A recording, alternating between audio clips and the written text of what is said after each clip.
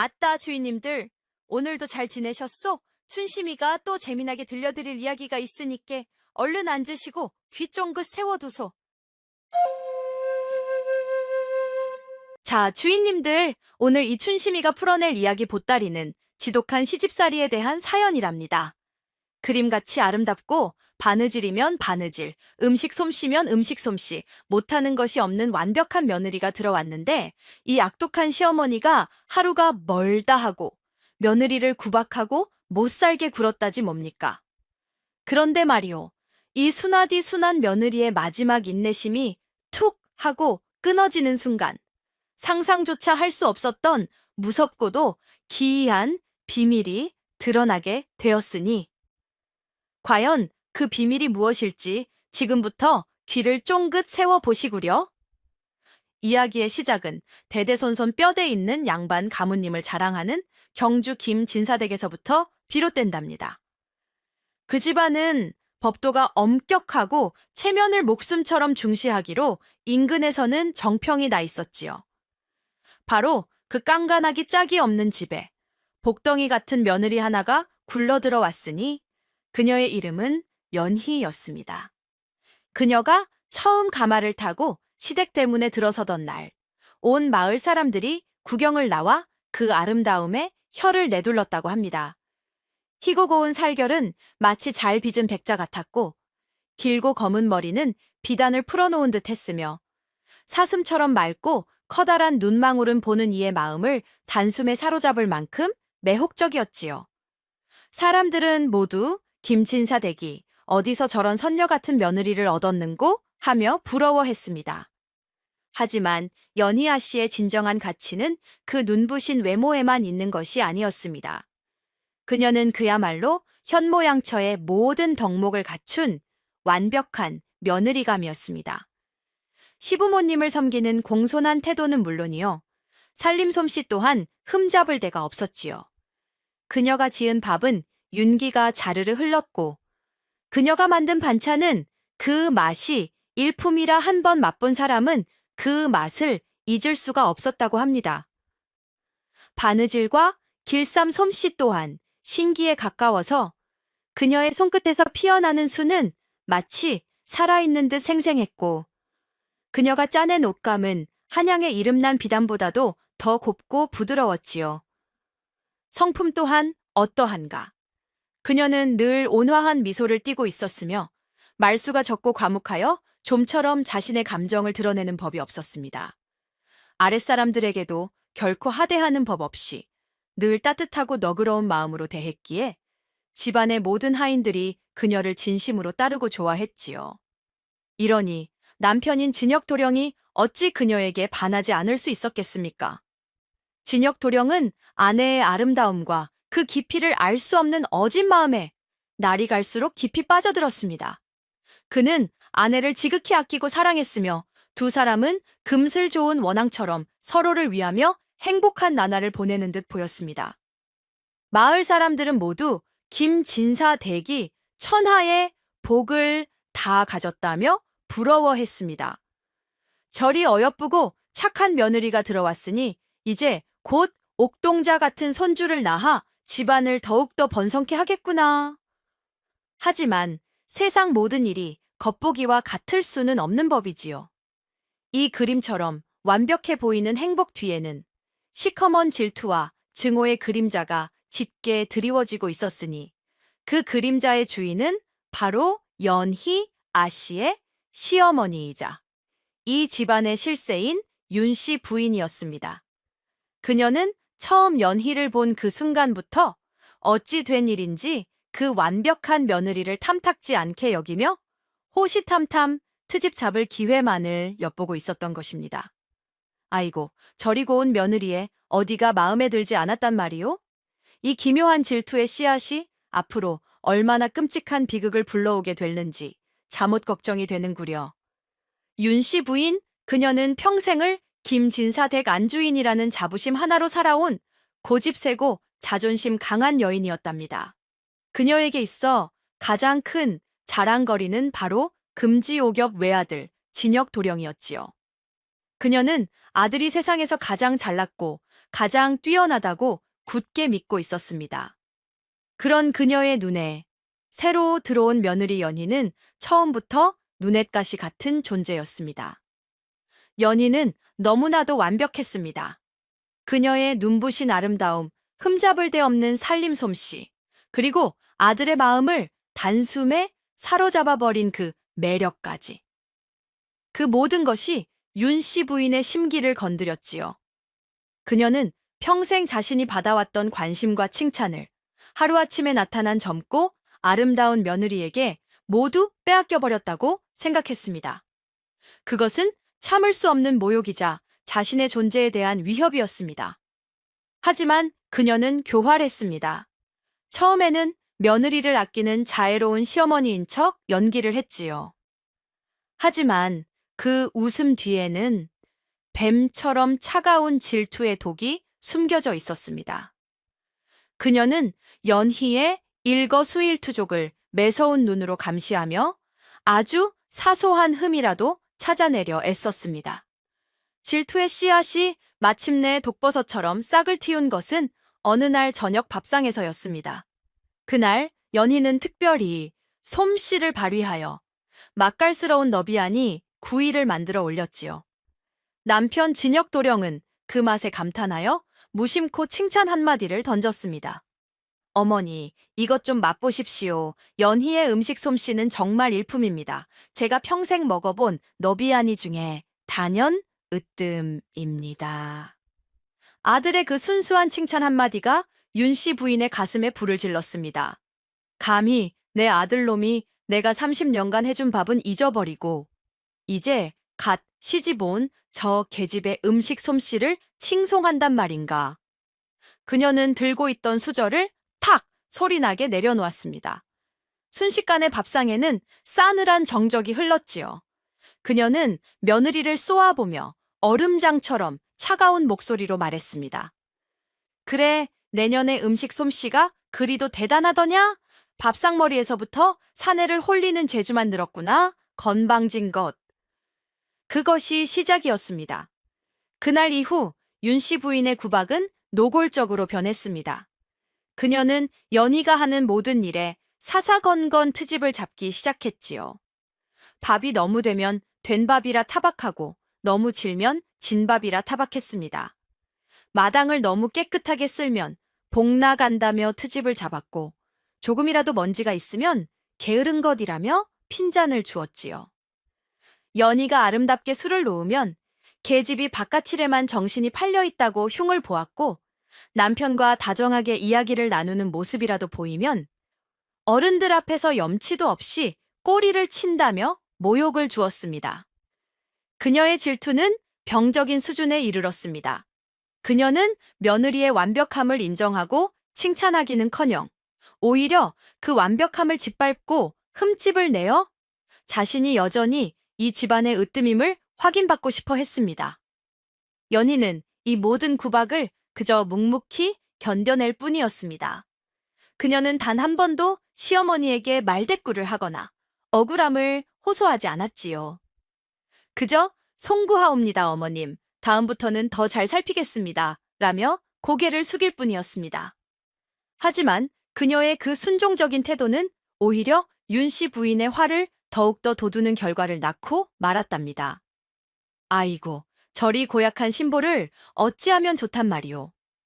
아무 잘못 없는 며느리를 향한 이 비뚤어진 질투가 이제 곧 끔찍한 학대의 시작을 알리고 있었으니 이 일을 어쩐단 말이오. 시어머니 윤 씨 부인의 구박은 날이 갈수록 그 정도가 심해졌답니다.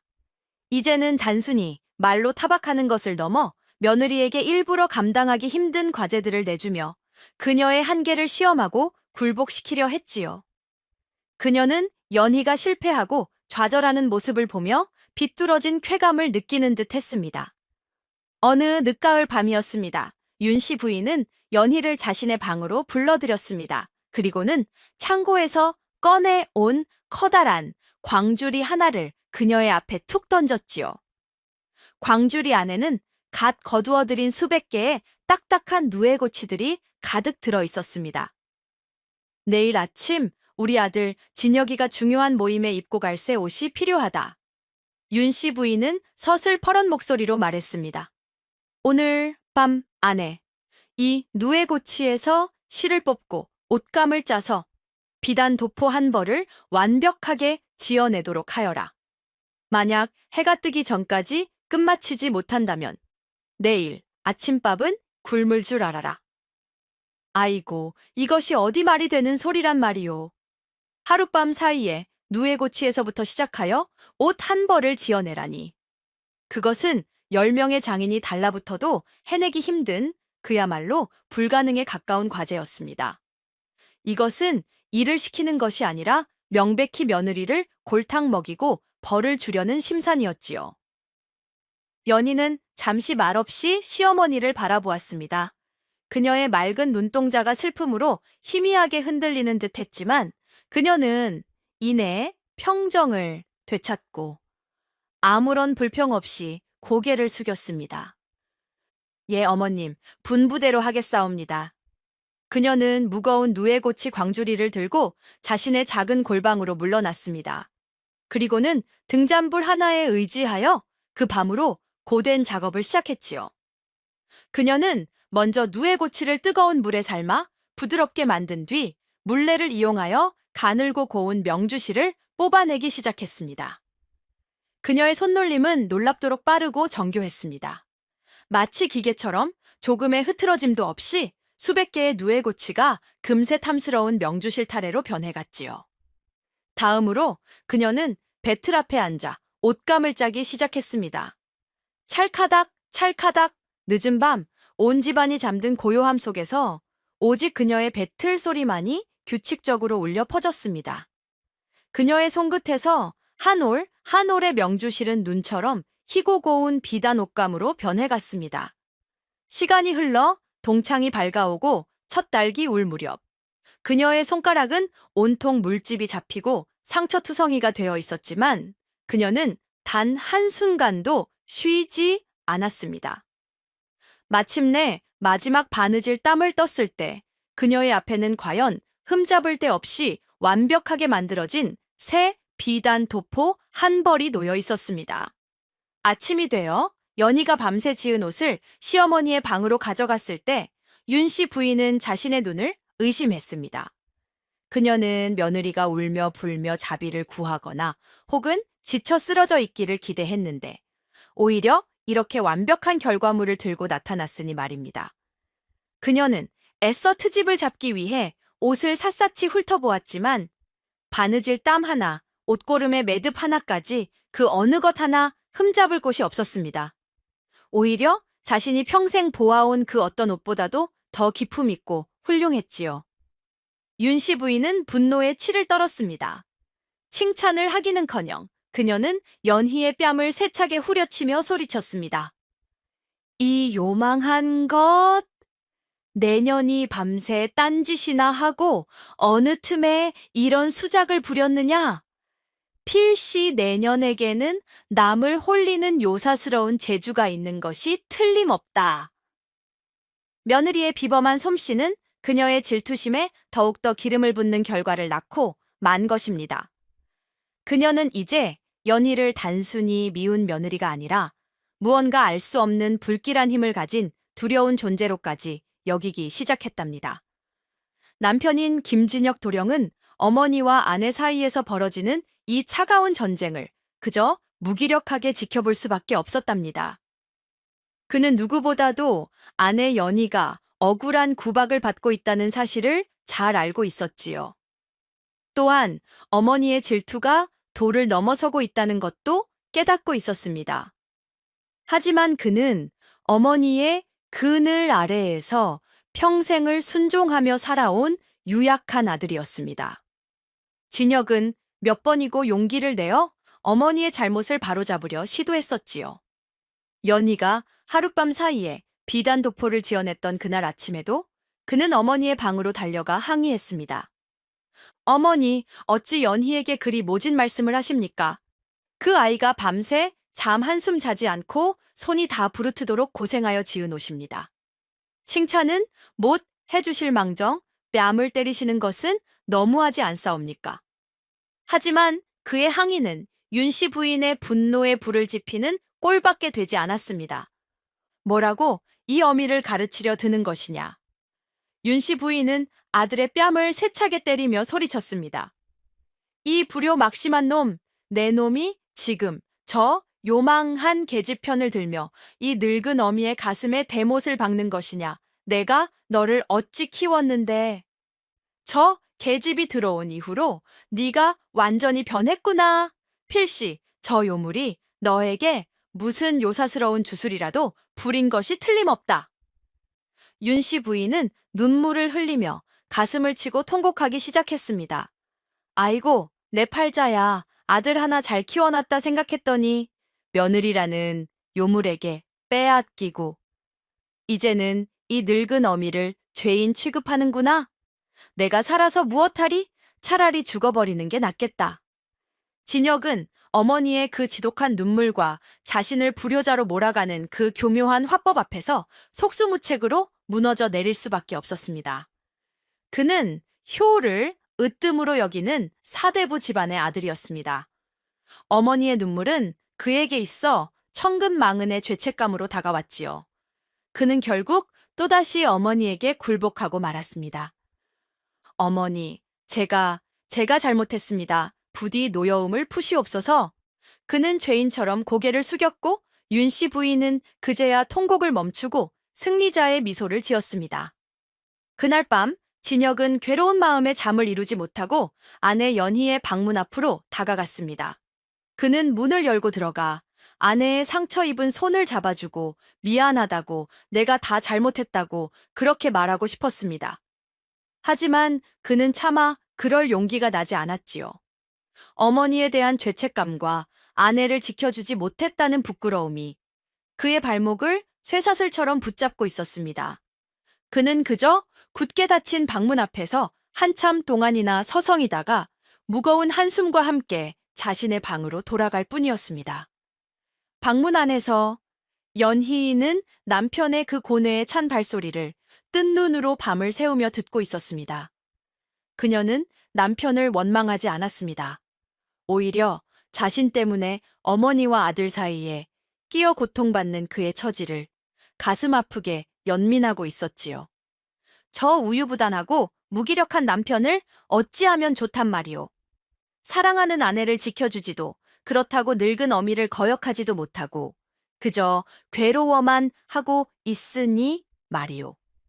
이처럼 가장 가까운 사람의 방관과 침묵이야말로 때로는 가장 날카로운 비수가 되어 사람의 마음을 베는 법이랍니다.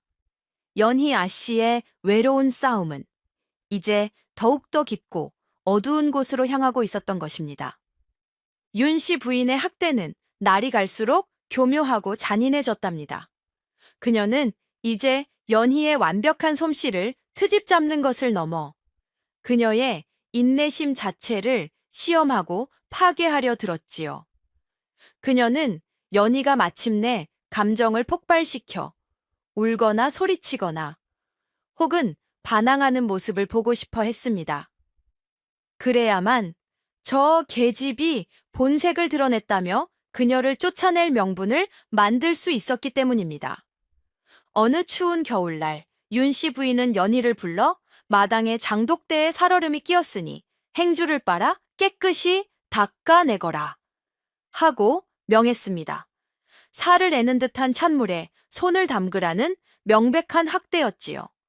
연희는 아무 말 없이 맨손으로 차가운 물에 행주를 빨아 수십 개의 장독대를 정성껏 닦아냈습니다. 그녀의 손은 금세 꽁꽁 얼어 감각조차 느껴지지 않았지만 그녀는 신음소리 한 번 내지 않았습니다. 또 어떤 날은 윤씨 부인이 일부러 뜨거운 탕국을 연희의 손등에 쏟아버렸습니다. 아이고, 내가 늙어서 손에 힘이 없구나.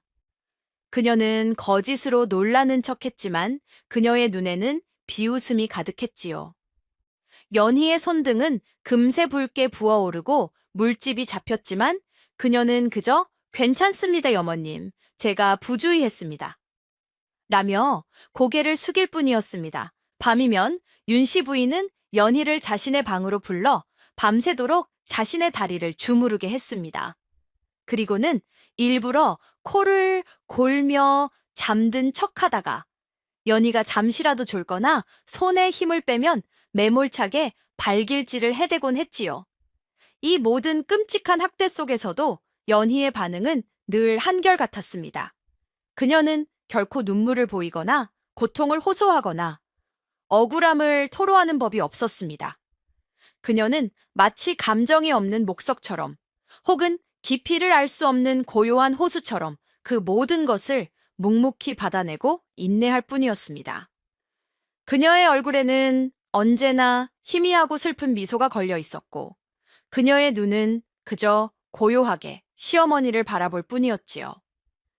연희의 이 끝을 알 수 없는 인내심은 오히려 윤 씨 부인을 미치게 만들었습니다. 그녀는 마치 허공에다 주먹질을 하는 것처럼 아무런 반응도 없는 며느리의 모습에 더욱더 독이 올랐지요. 독한 것, 이 독사 같은 것, 차라리 울고불고 매달리기라도 하면 속이라도 시원하겠다. 내년이 지금 이 어미를 무시하고 번거리 행세를 하며 속으로 비웃고 있는 것이지. 내가 내년에 그 가면을 반드시 벗겨내고야 말 것이다. 윤 씨 부인은 이제 연희를 단순히 미운 며느리가 아니라 자신과 기싸움을 벌이는 무서운 적으로 인식하기 시작했습니다. 그녀는 연희의 그 고요함 뒤에 자신을 향한 엄청난 경멸과 저주가 숨겨져 있을 것이라고 제멋대로 오해하고 상상하며 스스로의 증오를 키워나갔습니다. 아랫사람들은 모두 숨을 죽이고 이 기이하고도 잔인한 싸움을 지켜볼 뿐이었습니다.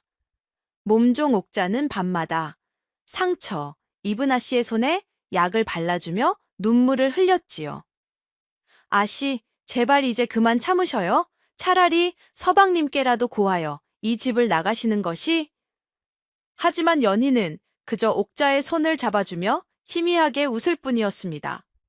자신의 온갖 학대에도 며느리 연희가 조금도 무너지지 않자 시어머니 윤 씨 부인은 마침내 가장 비열하고도 잔인한 방법을 사용하기로 마음먹었답니다. 그것은 바로 연희에게 도둑 누명을 씌워 그녀를 집안에서 완전히 내쫓아 버리려는 흉계였지요. 윤 씨 부인의 장롱 깊숙한 곳에는 그녀가 시집올 때 친정어머니로부터 물려받은 아주 값비싸고 아끼는 옥비녀 하나가 있었습니다. 그것은 그녀의 자존심이자 이 집안의 안주인이라는 상징과도 같은 물건이었지요. 어느 날 윤 씨 부인은 일부러 그 옥비녀를 꺼내 연희가 보는 앞에서 한참 동안이나 만지작거리며 자랑을 늘어놓았습니다. 연희야, 보거라. 이것이 바로 우리 집안 대대로 내려오는 가보이니라. 내 어머니께서 나에게 물려주셨고 훗날 내가 며느리에게 물려주어야 할 것이지. 허나 너처럼 복도 없고 부덕한 아이에게는 어울리지 않는 물건이구나. 그녀는 연희를 모욕하는 말을 던지고는 옥비녀를 비단함에 넣어 다시 장롱에 넣는 척하다가 아무도 모르게 자신의 소매 속에 슬쩍 감추었습니다. 그리고 다음 날 아침 온 집안이 떠나가라 비명을 질러댔지요. 도둑이야, 도둑이 들었다. 내 옥비녀가 없어졌다. 윤 씨 부인은 머리를 풀어헤치고 마치 실성한 사람처럼 울부짖으며 온 집안을 발칵 뒤집어 놓았습니다. 그녀는 처음부터 범인을 정해두고 있었지요. 그녀는 곧장 연희의 방문을 박차고 들어가 다짜고짜 그녀의 멱살을 잡고 흔들었습니다. 내년 이렸다. 내년이 내 옥비녀를 훔쳐갔지. 가난한 친정으로 빼돌리려고 이 어미의 눈을 속이고 그런 천하의 못된 짓을 벌인 것이지. 어머님, 아니옵니다. 저는 결단코 그런 짓을 하지 않았습니다. 연희는 억울함에 얼굴이 하얗게 질렸지만 차분하게 대답했습니다. 내 인연이 아직도 발뺌을 해? 윤 씨 부인은 하인들을 시켜 연희의 방을 샅샅이 뒤지게 했습니다. 하지만 옥비녀가 나올 리가 만무했지요. 그러자 윤 씨 부인은 더욱더 악랄하게 소리쳤습니다. 보시오, 제 방에 없다는 것은 이미 이 집 밖으로 빼돌렸다는 증좌가 아니고 무엇이오, 전연을 당장 포박하여 광에 가두어라. 제 입으로 실토할 때까지 물 한 모금 주지 말거라. 아이고, 증거 하나 없이 이리 사람을 도둑으로 몰아쓰다니. 이것은 명백한 모함이요. 인격살인이 아니고 무엇이겠소이까. 남편 진혁 도령이 뒤늦게 달려와 어머니, 아무런 증자도 없이 어찌 이러십니까? 연희는 그럴 사람이 아닙니다. 라며 어머니를 말렸지만 윤씨 부인의 광기는 이미 멈출 수가 없었습니다. 너는 썩 비켜서 거라. 저 요물에게 홀려 애비 애미도 알아보지 못하는 놈. 이 집안의 법도는 내가 세운다. 내 눈에 흙이 들어가기 전까지는 저 도둑년을 용서할 수 없다. 하인들은 어쩔 수 없이 윤씨 부인의 명에 따라 연희의 팔을 거칠게 붙잡았습니다. 연희는 더 이상 저항하거나 변명하지 않았습니다. 그녀는 그저 깊이를 알 수 없는 고요한 눈으로 광기에 휩싸인 시어머니와 무기력하게 서 있는 남편을 한번 쳐다볼 뿐이었습니다. 그리고는 죄인처럼 묵묵히 하인들에게 이끌려 차갑고 어두운 광 속으로 걸어 들어갔답니다. 아이고, 연희 아씨. 어찌하여 저리도 순순히 당하고만 있단 말이오. 저 고요함 뒤에 대체 어떤 폭풍이 숨겨져 있는 것이란 말이오. 연희 아씨는 그렇게 한 줌의 빛도 들어오지 않는 차갑고 눅눅한 광 속에 갇히고 말았답니다. 윤씨 부인은 정말로 독한 마음을 먹었는지 광의 문에 커다란 자물쇠를 채우고 누구든 연희에게 음식을 가져다 주는 자는 엄벌에 처할 것이라 엄포를 놓았지요. 억울하게 누명을 쓰고 갇힌 것도 서러운데 굶주림과 추위까지 견뎌야 하는 신세가 되었으니 웬만한 사람 같았으면 벌써 원망과 절망에 못 이겨 실성했거나 혹은 목숨을 끊으려 했을지도 모릅니다. 하지만 연희는 달랐습니다. 그녀는 그 어둡고 차가운 공간 속에서도 놀라울 정도의 평정심을 잃지 않았지요. 그녀는 그저 광의 한쪽 구석에 조용히 웅크리고 앉아 눈을 감고 깊은 생각에 잠겨 있을 뿐이었습니다. 그녀의 모습은 마치 속세의 고통을 초월하여 깊은 명상에 든 수도승과도 같아 보였지요. 한편 집안은 그야말로 살얼음판 같은 분위기였습니다. 남편 진혁 도령은 아내를 구해내지 못했다는 죄책감과 어머니의 잔인함에 대한 환멸감으로 식음을 전폐하고 자신의 방에 틀어박혀 버렸습니다. 그는 처음으로 어머니의 그늘에서 벗어나 이 집을 떠나야겠다고 심각하게 고민하기 시작했지요. 어머니, 제발, 제발 연희를 풀어주십시오. 제가 대신 벌을 받겠습니다. 만약 연희에게 무슨 일이라도 생긴다면 저 또한 이 집에서 살아나가지 않을 것입니다. 진혁이 눈물로 호소하며 처음으로 어머니에게 강하게 반항했지만 윤씨 부인은 눈 하나 깜짝하지 않았습니다. 오히려 아들이 며느리 때문에 자신에게 대드는 모습에 그녀의 질투와 증오는 더욱더 활활 타오를 뿐이었지요. 그래, 어디 한번 해보거라. 그 요물이 먼저 죽나, 네가 먼저 죽나, 내 어디 한번 똑똑히 지켜볼 것이다. 모두가 숨을 죽이고 이 잔인한 기싸움의 결말을 지켜보고만 있을 때 유일하게 연희를 위해 움직인 사람이 있었으니 바로 그녀의 충직한 몸종 옥자였습니다. 옥자는 밤이 깊어 모두가 잠든 틈을 타 몰래 부엌으로 들어가 작은 주먹밥과 물 한 병을 훔쳤습니다. 그리고는 광의 벽에 나 있는 작은 쥐구멍을 통해 그것을 연희에게 밀어 넣어 주었지요. 아씨, 아씨, 제 목소리가 들리시옵니까? 이것이라도 드시고 기운을 차리셔요. 옥자는 눈물을 흘리며 속삭였습니다. 그런데 잠시 뒤 쥐구멍으로 연희의 나직한 목소리가 들려왔습니다. 옥자야, 고맙다. 허나 나는 괜찮으니 너는 이 주먹밥을 도로 서방님께 가져다 드리거라. 나 때문에 속이 상해. 아무것도 드시지 못하고 계실 터이니. 아이고, 주인님들, 이 상황에서도 제 걱정은 않고 남편 걱정을 먼저 하고 있지 않소. 옥자는 아씨의 그 깊은 마음에 더욱더 목이 메어 말을 잇지 못했습니다.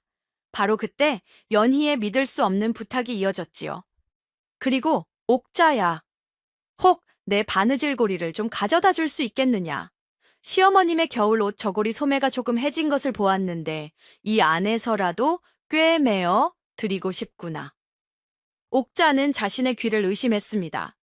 자신을 이 차가운 광에 가두고 굶겨 죽이려는 시어머니를 위해 옷을 꿰매어 드리겠다니 이것은 성인군자가 아니고서야 도저히 할 수 없는 일이 아니겠소이까. 옥자는 흐르는 눈물을 감추지 못하고 예, 아씨, 그리하겠사옵니다 라고 대답할 수밖에 없었습니다. 그녀는 서둘러 아씨의 방에서 바느질 고리를 가져와 주먹밥과 함께 쥐구멍으로 밀어 넣어 주었지요. 그날 밤 연희는 칠흑 같은 어둠 속에서 오직 손끝의 감각에만 의지하여 한 땀 한 땀 정성스럽게 시어머니의 옷을 꿰매기 시작했습니다. 그녀의 그 행동에는 과연 어떤 깊은 뜻이 담겨 있었던 것일까요? 다음 날 아침 옥자는 밤새 연희 아씨가 꿰매어준 옷 저고리를 들고 시어머니 윤씨 부인의 방으로 향했답니다. 그녀의 마음은 두려움과 불안함으로 가득했지요. 마님께서 이 옷을 보시고 혹여 아씨와 나를 더 크게 벌하시는 것은 아닐까. 하지만 그녀는 아씨의 그 깊은 뜻을 어떻게든 마님께 전해야 한다고 생각했습니다. 그녀는 조심스럽게 방으로 들어가 막 잠에서 깨어난 윤씨 부인의 머리맡에 옷을 공손히 내려놓았지요. 마님, 기침하셨사옵니까? 밤새 날이 차가워 마님께서 아끼시는 이 솜저고리를 다려왔사옵니다. 윤씨 부인은 퉁명스럽게 눈을 뜨고는 별 생각 없이 저고리를 집어들었습니다. 그런데 옷을 입으려고 소매에 팔을 꿰는 순간 그녀의 손끝에서 무언가 달라진 감촉이 느껴졌지요. 늘 해져서 실밥이 튀어나와 있던 소매 끝단이 아주 부드럽고 매끄럽게 마감되어 있었던 것입니다. 윤씨 부인은 의아한 표정으로 소매를 자세히 들여다보았습니다. 그리고는 자신의 눈을 의심하지 않을 수 없었지요. 해져 있던 부분이 감쪽같이, 아니 이전보다 더 훌륭하게 꿰매어져 있었던 것입니다. 그 바느질 솜씨는 너무나도 정교하고 촘촘하여 마치 한 올의 실로 새로 짜낸 것처럼 꿰맨 흔적조차 찾기 어려울 정도였습니다.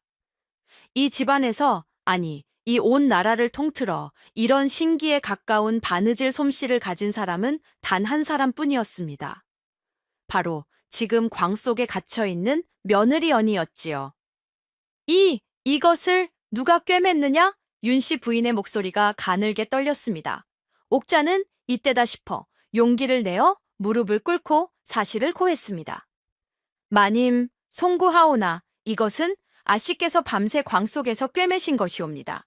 마님의 옷이 해진 것이 늘 마음에 걸린다며 어두운 곳에서 오직 손끝의 감각만으로 한 땀 한 땀 마님을 생각하며 꿰매셨사옵니다. 윤씨 부인은 그 말을 듣고 손에 들고 있던 저고리를 떨어뜨릴 뻔했습니다. 그녀는 아무 말도 하지 못하고 그저 옷의 소매 끝단만을 멍하니 바라볼 뿐이었지요. 그녀는 이해할 수가 없었습니다.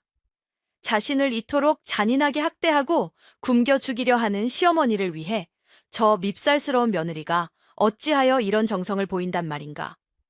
이것은 또 무슨 교활한 수작이란 말인가. 아니면 정말로 자신을 용서하고 어미로서 걱정하고 있단 말인가.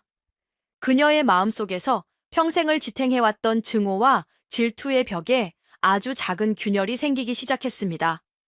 연희의 그 이해할 수 없는 온정은 그녀의 굳어버린 마음에 던져진 뜨겁고도 혼란스러운 돌멩이와도 같았지요.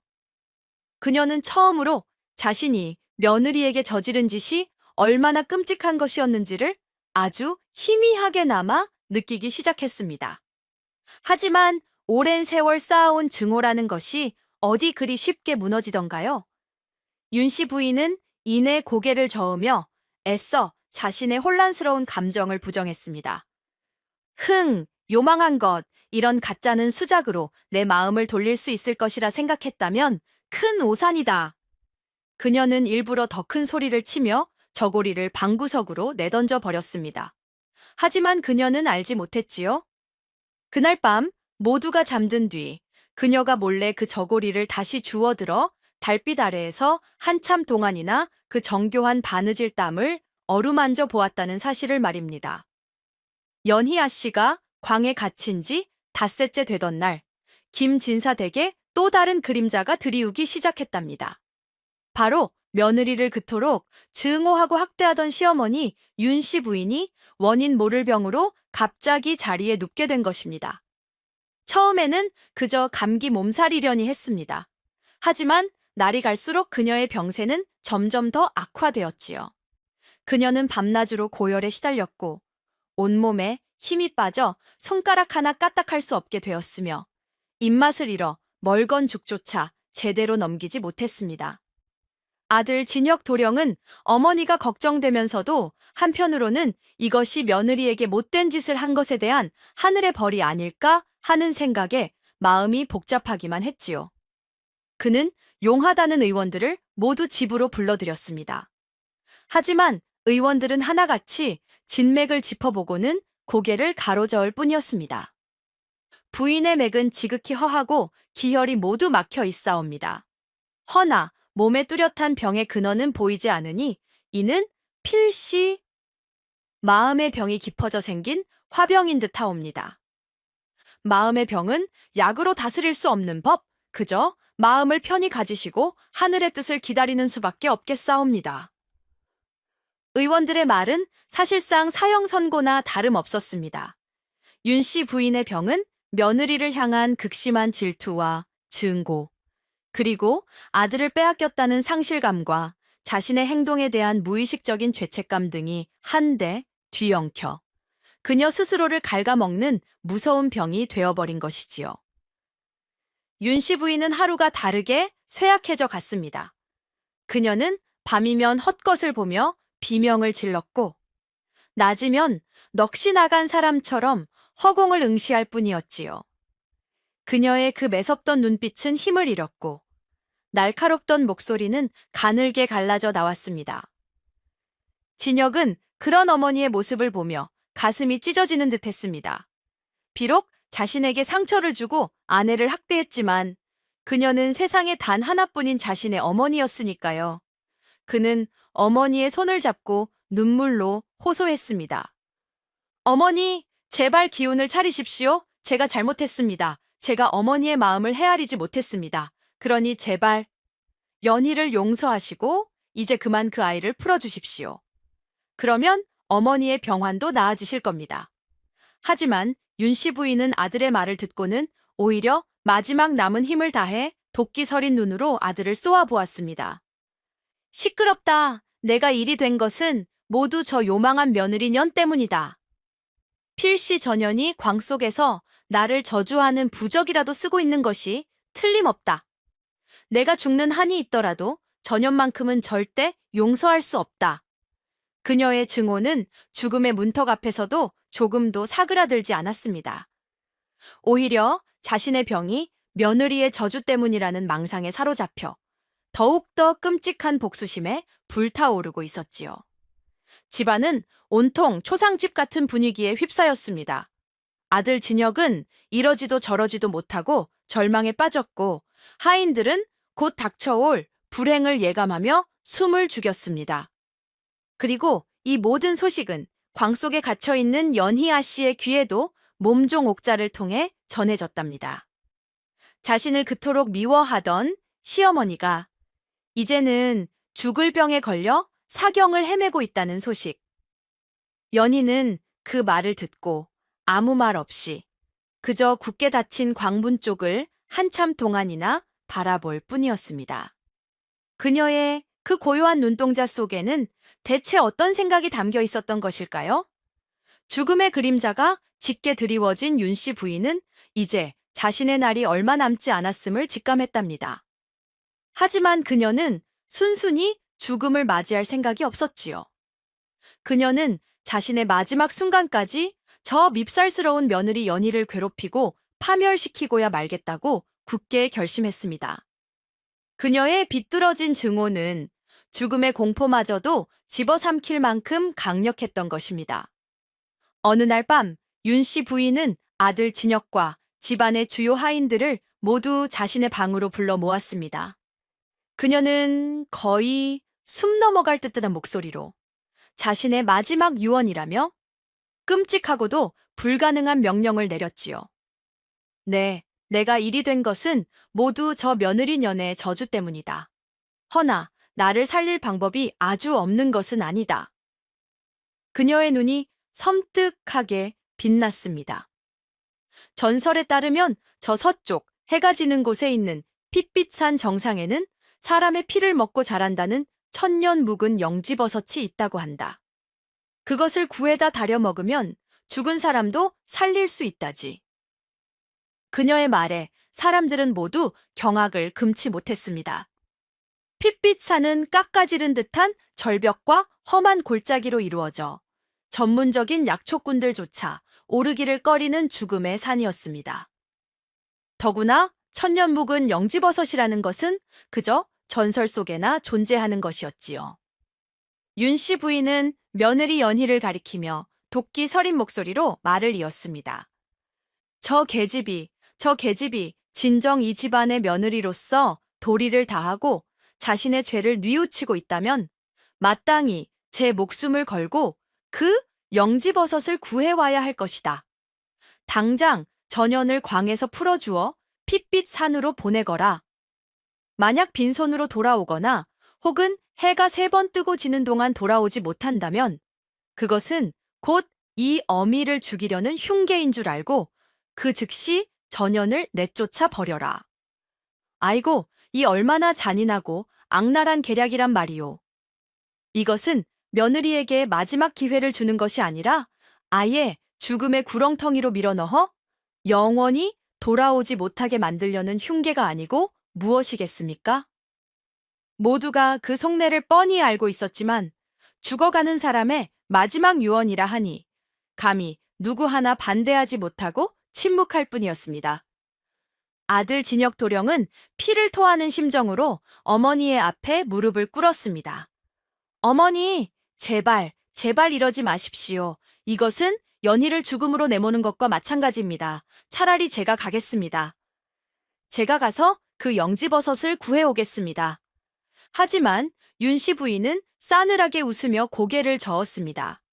아니다. 이것은 오직 저 며느리 년만이 할 수 있는 일이다. 전연의 정성이 하늘에 닿아야만 나 또한 살아날 수 있을 것이니 이것은 전연에게 내리는 나의 마지막 시험이다. 그렇게 연희 아씨의 운명은 결정되고 말았습니다. 어머니의 잔인한 마지막 명령에 아들 진혁은 그야말로 하늘이 무너져 내리는 듯한 절망감에 휩싸였답니다. 그는 더 이상 이 상황을 견딜 수가 없었지요. 한쪽에는 죽어가는 어머니가 있고 다른 한쪽에는 죽음의 길로 떠나야 하는 아내가 있었습니다. 어느 쪽도 포기할 수 없는 이 끔찍한 현실 앞에서 그의 유약한 마음은 갈기갈기 찢어지고 있었지요. 그는 어머니의 방을 뛰쳐나와 자신의 서재에 틀어박혀 목 놓아 울었습니다. 그는 자신의 무력함이, 자신의 우유부단함이 원망스러웠습니다. 만약 자신이 조금만 더 강단 있는 아들이었다면, 조금만 더 용기 있는 지압이었다면, 상황이 이 지경까지 이르지는 않았을 것이라고 자책했지요. 내가 잘못했다. 처음부터 어머니의 잘못을 따끔하게 꾸짖고 연희의 편에 서서 그녀를 지켜주었어야 했다. 내가 침묵하고 방관하는 사이에 한 사람은 병들어 죽어가고 다른 한 사람은 죽음의 길로 내몰리게 되었구나. 그는 괴로움에 머리를 쥐어뜯었습니다.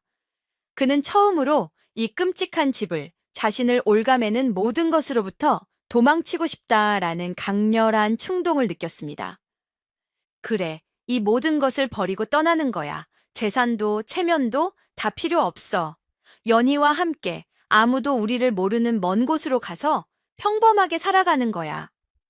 그는 결심을 굳히고 마침내 광에서 풀려나 핏빛산으로 떠날 채비를 하고 있는 아내 연희에게로 달려갔습니다. 그녀는 낡은 행난개, 물 한 병과 주먹밥 몇 개를 챙겨 넣고 있었지요. 그녀의 얼굴은 창백했지만 그 표정은 놀라울 정도로 평온하고 담담했습니다. 진혁은 그녀의 손을 와락 붙잡았습니다. 그의 눈에는 눈물이 가득 고여 있었지요. 연희, 부인, 가지 마시오. 제발 가지 마시오. 그 산은 죽음의 산이오. 어머니는 당신을 살리려는 것이 아니라 죽이려는 것이오. 내가 다 알고 있소. 그는 아내의 앞에 무릎을 꿇었습니다. 나와 함께 도망갑시다. 이 모든 것을 버리고 우리 둘이서만 멀리 떠나서 살아갑시다. 내가, 내가 평생 당신을 행복하게 해주겠소. 내가 당신의 방패가 되어 다시는 그 어떤 상처도 받지 않게 지켜주겠소. 제발, 나를 믿고 따라주시오. 그것은 그가 평생 처음으로 자신의 의지로 내뱉은 용기 있는 고백이었습니다. 하지만 그의 절박한 애원을 듣는 연희의 반응은 그의 예상과는 전혀 달랐답니다. 그녀는 그를 따라 도망가자는 말에 기뻐하기는커녕 오히려 슬프고도 안타까운 눈으로 그를 바라보며 조용히 고개를 저었지요. 아이고, 이를 어쩐단 말이오. 남편이 함께 떠나자는데 우리 연희 아씨는 어찌하여 거절을 한단 말이오. 남편의 눈물, 어린 도주 제안에 연희는 잠시 그의 손을 따뜻하게 마주 잡아주었답니다. 그녀의 눈빛에는 남편의 그 용기 있는 고백에 대한 깊은 고마움과 애틋한 연민이 담겨 있었지요. 하지만 그녀는 이내 단호하지만 부드러운 목소리로 말했습니다. 서방님, 그 마음만으로도 저는 평생을 갚아도 못다할 큰 은혜를 입었습니다.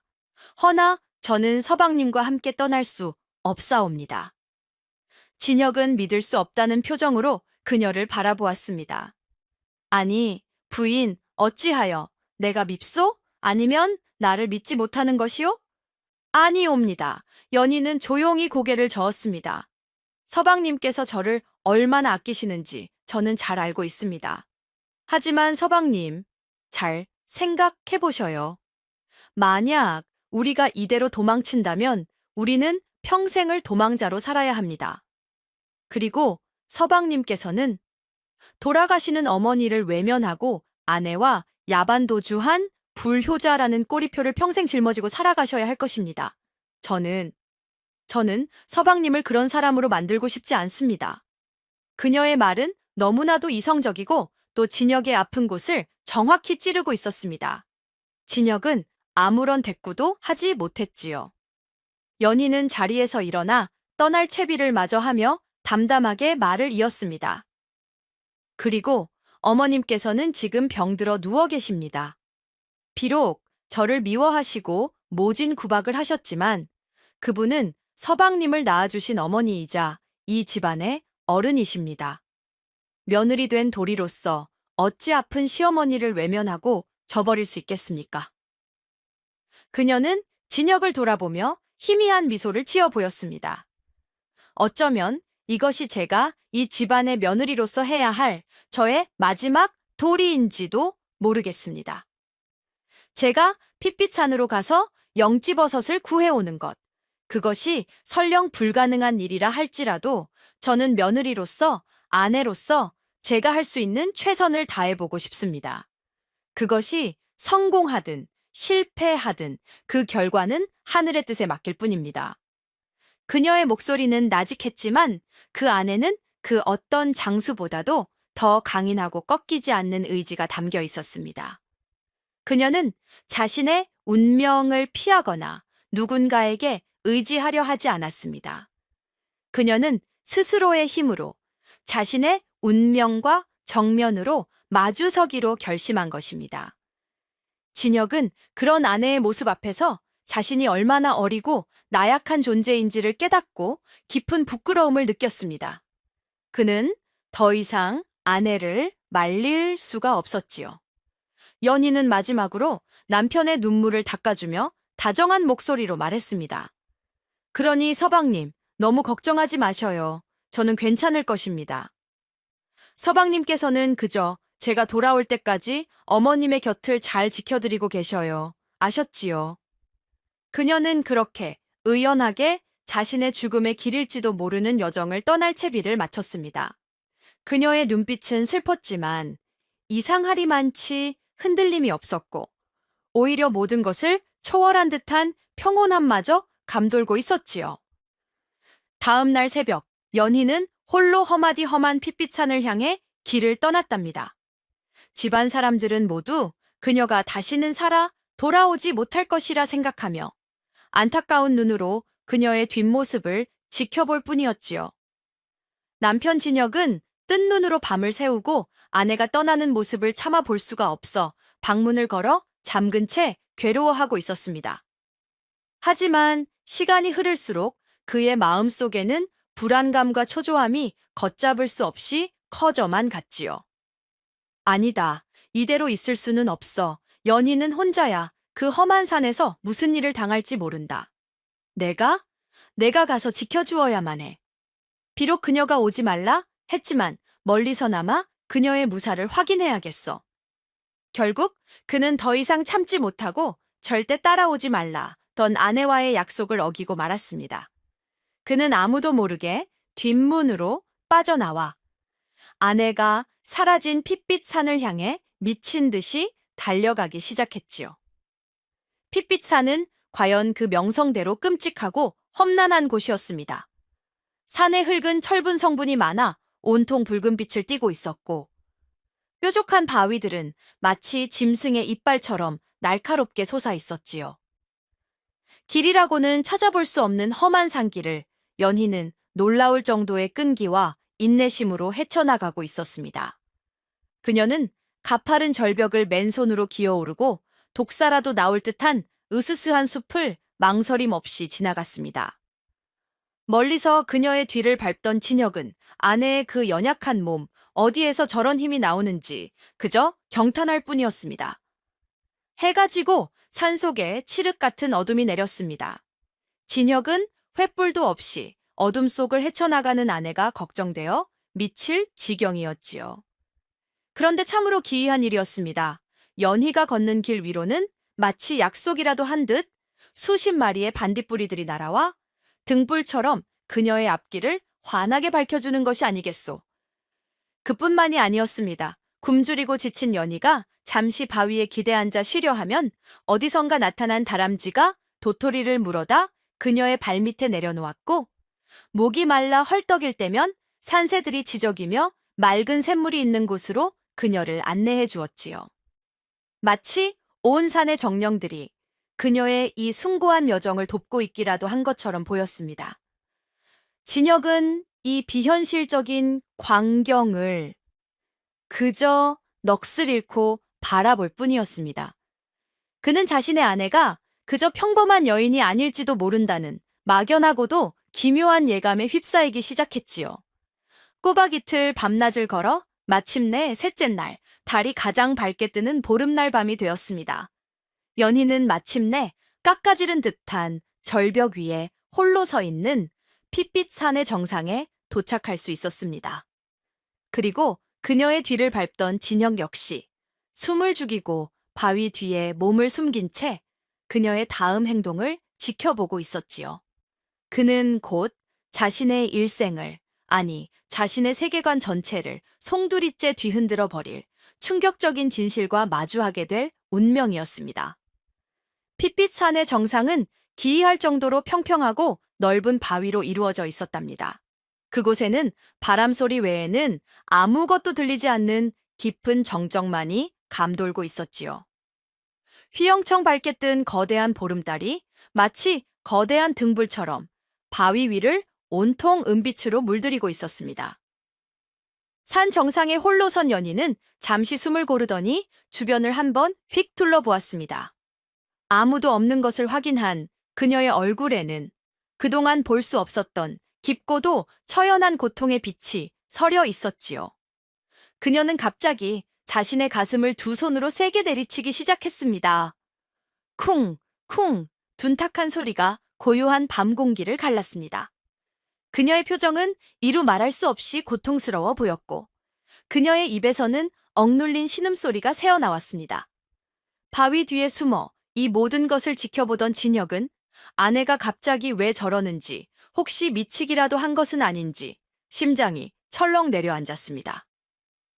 연희가 자신의 가슴을 몇 번이고 더 내리치자 마침내 놀라운 일이 벌어졌습니다.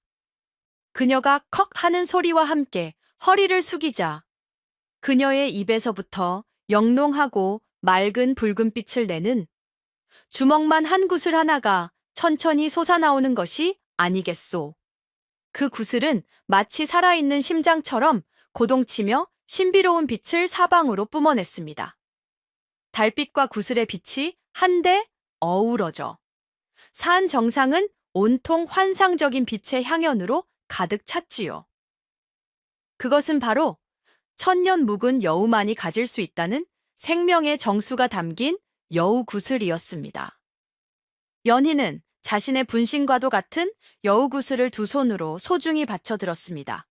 그리고는 구슬의 신비한 힘을 빌려 주변을 샅샅이 살피기 시작했지요.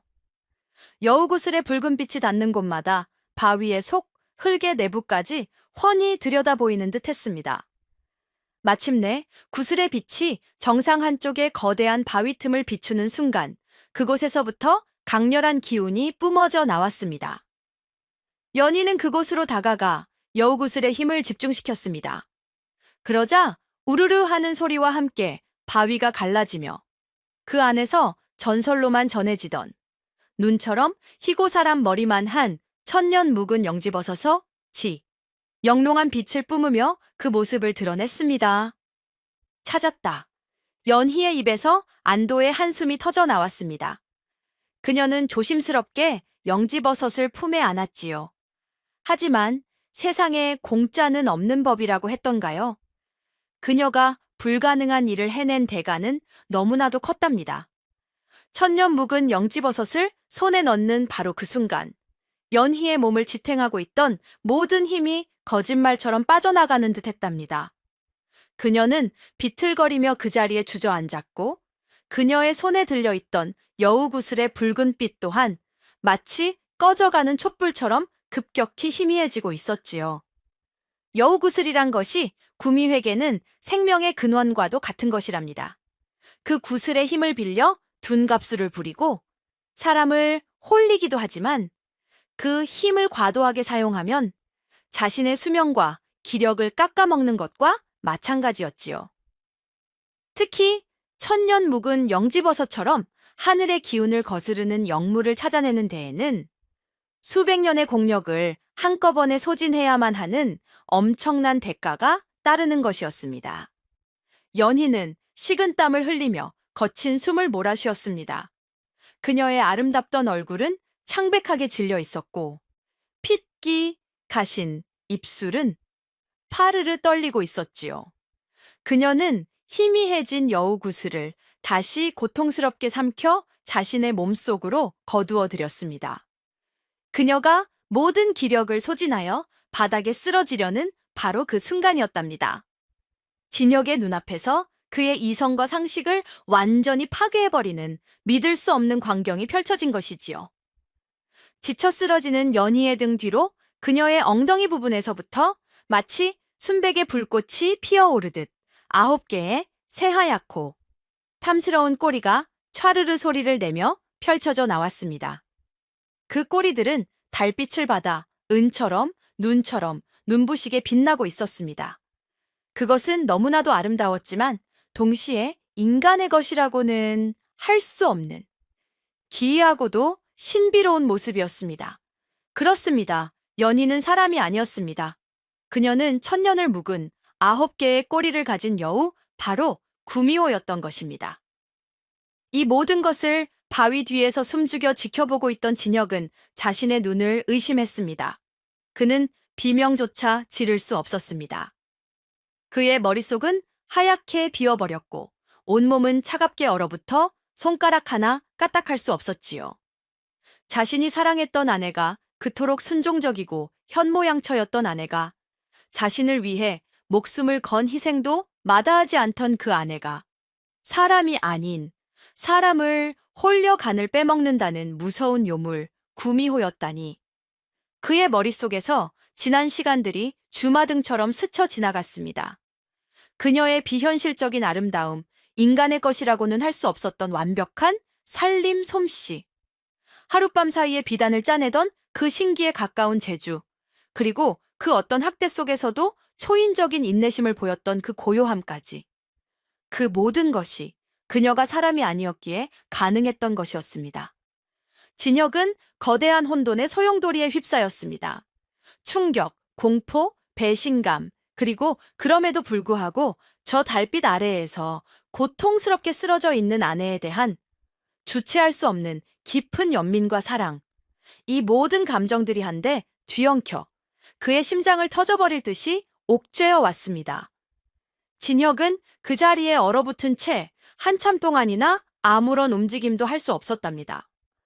그의 머릿속은 터질 듯이 복잡했고 그의 심장은 미친 듯이 요동치고 있었지요. 눈앞에 펼쳐진 광경은 그가 평생을 믿어왔던 세상의 모든 질서와 상식을 단숨에 무너뜨려 버렸습니다. 9개의 새하얀 꼬리. 저것이 정령 현실이란 말인가? 아니면 이 험한 산의 기운에 홀려 내가 헛것이라도 보고 있는 것이란 말인가? 그는 자신의 뺨을 세차게 꼬집어 보았지만 쓰라린 고통만이 그 모든 것이 냉검한 현실임을 증명해 줄 뿐이었습니다. 그는 생각했습니다. 구미호. 책에서만 보았던 옛날 이야기 속에나 등장하던 그 무서운 요물. 사내를 홀려 전기를 빨아먹고 밤이 되면 무덤을 파헤쳐 간을 빼먹는다는 그 흉측한 존재. 자신의 아내가 바로 그 구미호였다니. 그렇다면 그녀가 자신과 혼인한 것도 그 모든 순종과 희생도 결국에는 자신의 간을 빼먹기 위한 교활하고 무서운 계략의 일부였단 말인가. 그의 마음속에 차가운 의심과 공포가 싹트기 시작했습니다. 하지만 그의 시선이 다시 달빛 아래 쓰러져 있는 연희에게로 향했을 때 그의 의심은 봄눈 녹듯 스르르 녹아내리고 말았지요. 그녀는 너무나도 고통스러워 보였습니다. 그녀의 얼굴은 창백했고 식은땀이 비 오듯 흘러내렸으며 그녀의 입에서는 가녀린 신음소리가 새어나오고 있었습니다. 그녀는 자신의 모든 기력을 소진하여 꼼짝도 하지 못하고 있었지요. 하지만 그녀의 품에는 시어머니를 살리기 위해 목숨을 걸고 구해낸 그 천년 묵은 영지버섯이 소중하게 안겨 있었습니다. 진혁은 깨달았습니다. 만약 그녀가 정말로 자신을 해치려는 사악한 요물이었다면 어찌하여 저런 끔찍한 희생을 감수했겠는가? 어찌하여 자신을 그토록 잔인하게 학대한 시어머니를 살리기 위해 자신의 생명과도 같은 여우구슬의 힘을 소진했겠는가? 그녀의 행동에는 그 어떤 악의도 계산도 없었습니다. 오직 어리석을 정도로 순수한 사랑과 희생만이 있을 뿐이었습니다. 그녀는 요물이었지만 그 어떤 인간보다도 더 인간적이었고 더 지고지순한 마음을 가지고 있었던 것입니다. 진혁의 마음속에서 공포와 의심이 있던 자리에 거대한 슬픔과 연민이 파도처럼 밀려들었습니다. 그는 그녀가 겪었을 그 기나긴 세월의 외로움을 상상해 보았습니다. 인간의 세상 속에서 자신의 정체를 숨긴 채 언제 발각될지 모르는 불안감 속에서 그녀는 얼마나 고독하고 힘들었을까. 그녀는 그저 평범한 인간처럼 누군가를 사랑하고 사랑받으며 가족을 이루고 싶었을 뿐이었을지도 모릅니다. 그는 울고 싶었습니다. 아내를 위해 그리고 그녀의 기구한 운명을 위해 목 놓아 울고 싶었습니다. 한참 뒤 연희는 가까스로 기력을 차리고 비틀거리며 자리에서 일어났습니다.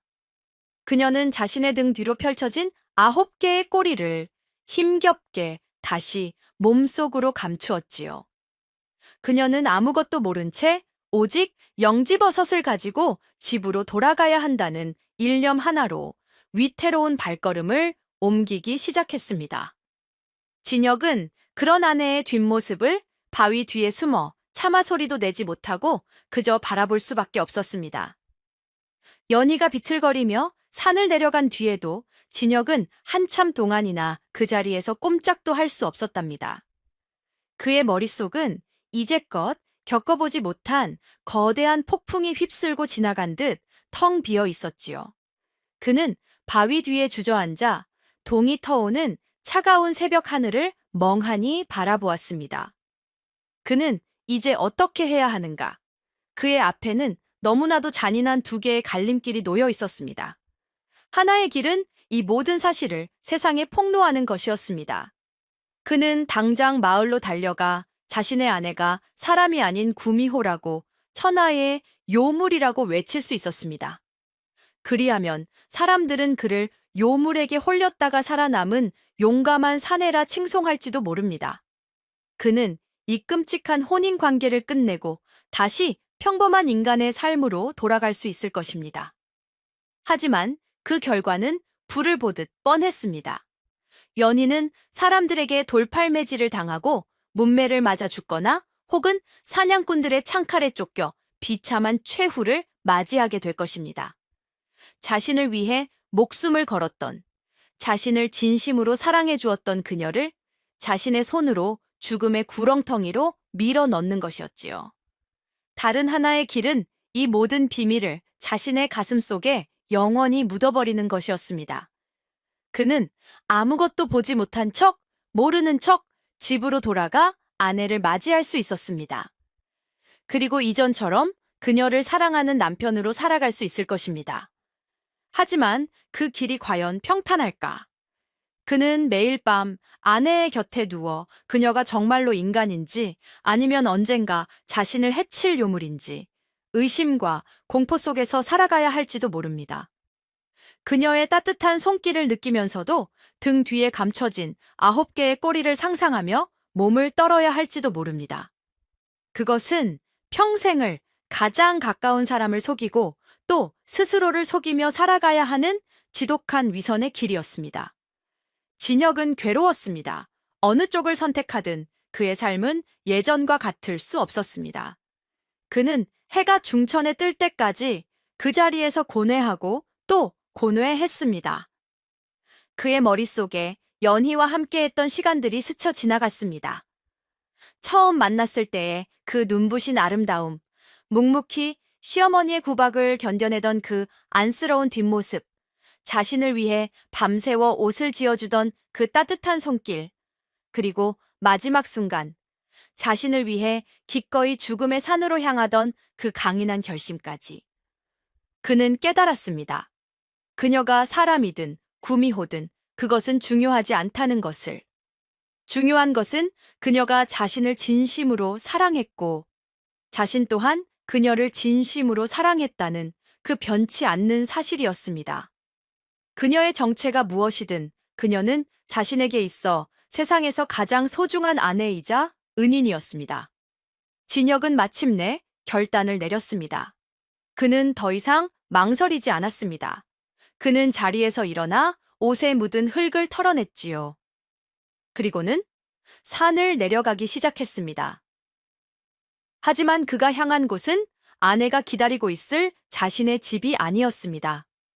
그는 정반대 방향, 어머니가 있는 친정집을 향해 굳은 결심을 한 사람의 흔들림 없는 발걸음을 옮기고 있었던 것입니다. 연희가 꼬박 하루 만에 기진맥진한 몸을 이끌고 집에 도착했을 때 집안의 분위기는 이상하리만치 고요했답니다. 그녀를 걱정하며 기다리고 있어야 할 남편 진혁의 모습은 어디에도 보이지 않았지요. 오직 몸종 옥자가 눈이 퉁퉁 부은 채 그녀를 맞이할 뿐이었습니다. 아씨, 무사하셨군요. 아이고, 이게 대체 어찌 된 일이옵니까? 옥자의 말에 따르면 진혁 도령은 아침 일찍 텅 빈 손으로 집에 돌아왔다고 합니다.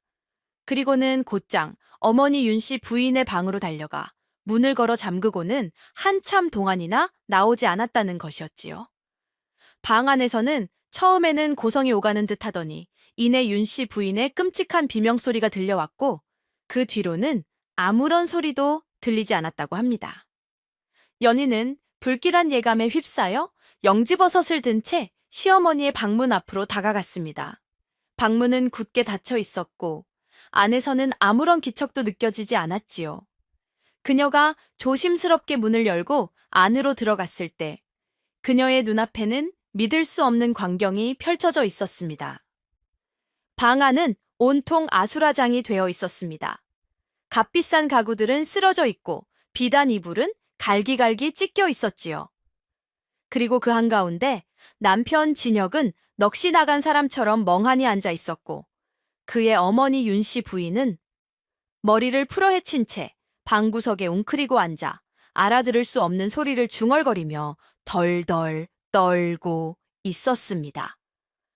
그녀는 완전히 실성해버린 것이었습니다. 어머니, 서방님, 이게 대체 어찌 된 일이옵니까? 연희의 목소리에 진혁이 천천히 고개를 들었습니다. 그의 눈은 텅 비어 있었고 그 안에는 깊은 슬픔과 체념이 담겨 있었지요. 그는 아내에게 그 방 안에서 있었던 모든 일을 털어놓았습니다. 그는 어머니에게 자신이 산에서 본 모든 것을 고백했던 것입니다. 어머니께서 평생을 구박하고 마침내 죽음으로까지 내모셨던 그 며느리는 사람이 아니었습니다. 그녀는 천년을 묵은 구미호였습니다. 어머니의 목숨을 구하기 위해 자신의 목숨과도 같은 여우구슬의 힘을 써서 저 험한 산에서 영지버섯을 구해온 그런 지고지순한 요물이었습니다. 진실을 마주한 윤 씨 부인은 처음에는 아들의 말을 믿지 않고 미친 소리라며 비웃었습니다.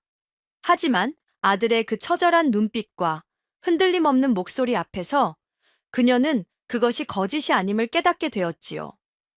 그 순간 그녀의 이성을 지탱하고 있던 마지막 끈이 툭 하고 끊어져 버렸습니다.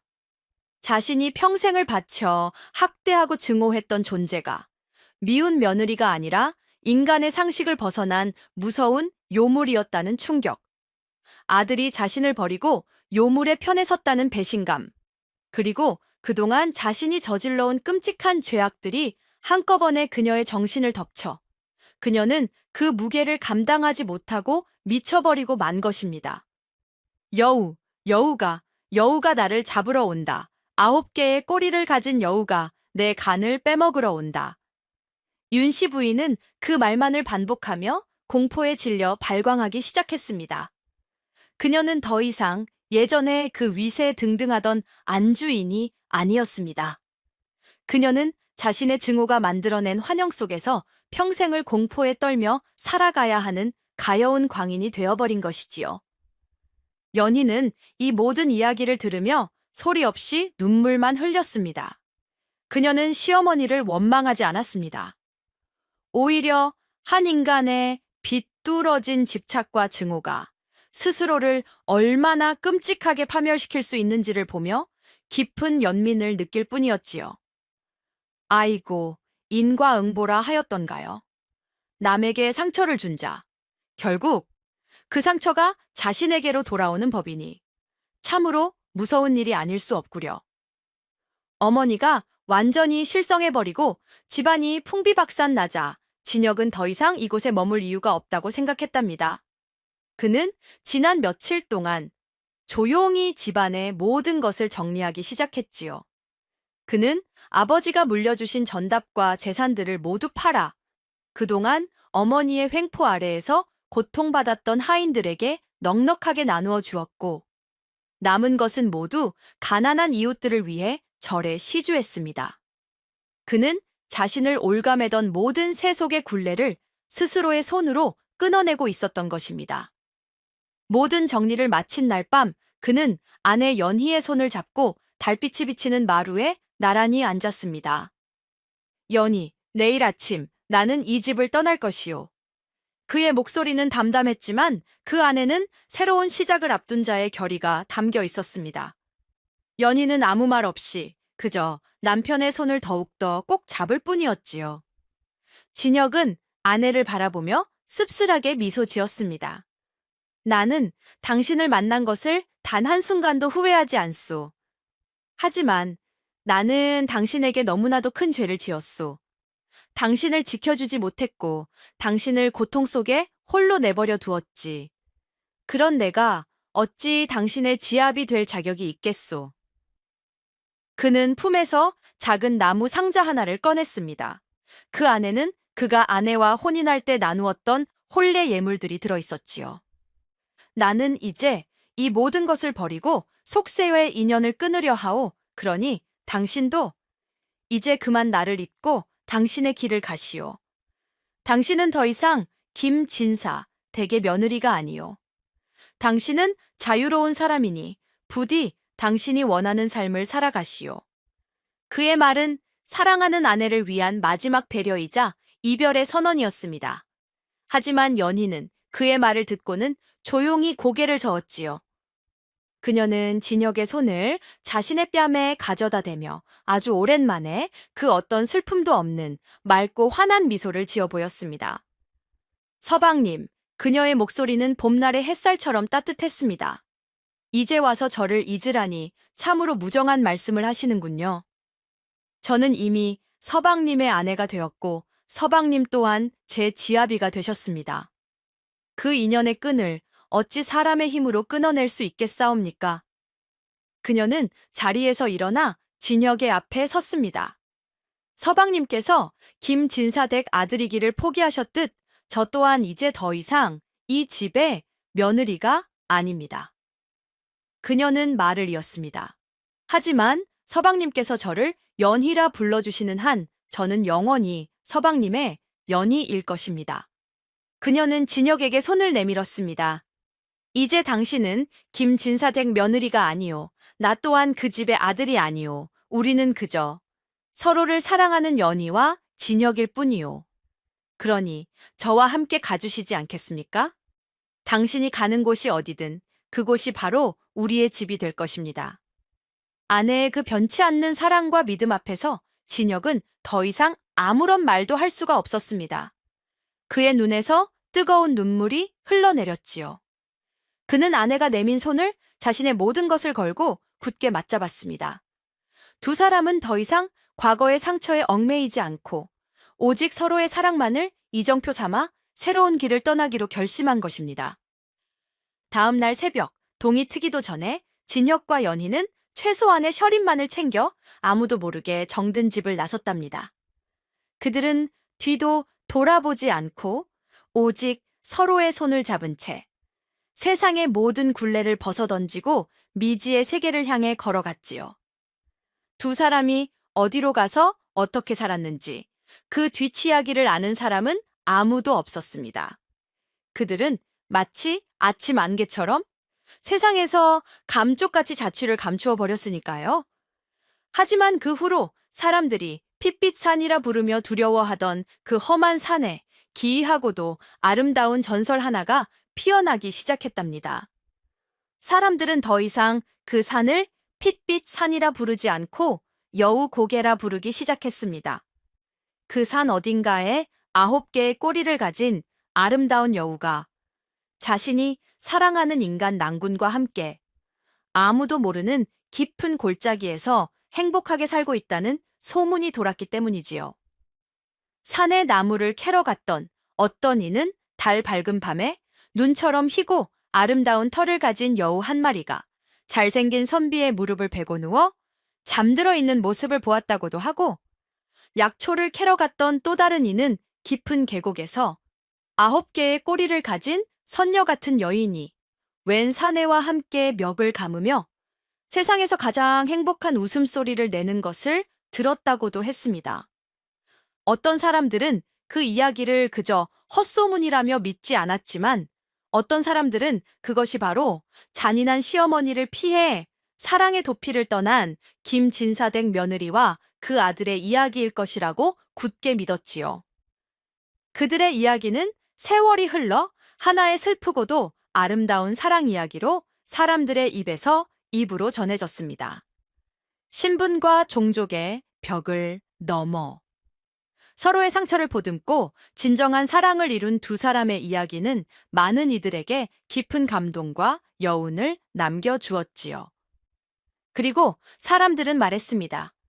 여우 고개에 올라 지극한 마음으로 사랑을 기원하면 그 마음이 산속에 사는 여우 부부에게 닿아 반드시 그 사랑이 이루어진다고. 그래서 오늘날까지도 사랑하는 이와 평생을 함께하기를 바라는 많은 연인들이 그 여우 고개를 찾아와 소원을 빈다고 하더이다. 자,